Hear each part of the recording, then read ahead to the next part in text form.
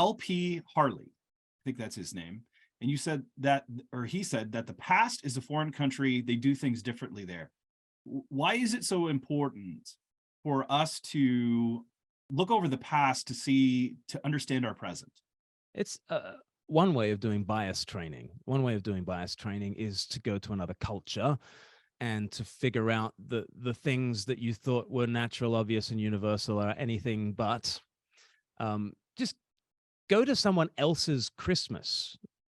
Be a guest in someone else's Christmas, and all of a sudden you recognize that they're getting Christmas wrong, and they don't even realize they're getting Christmas wrong because they're doing the wrong traditions, and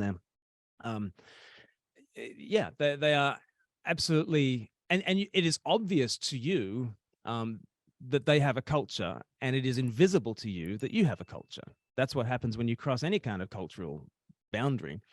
And another way of crossing a cultural boundary is not just going to somebody else's Christmas or going to somebody else's country, but going to the past.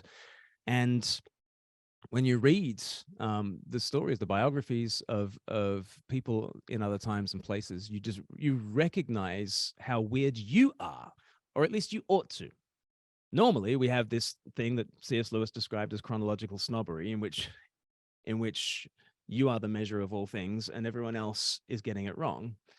But if you can look to the past with any sense of humility, then you suddenly see yourself in a different light.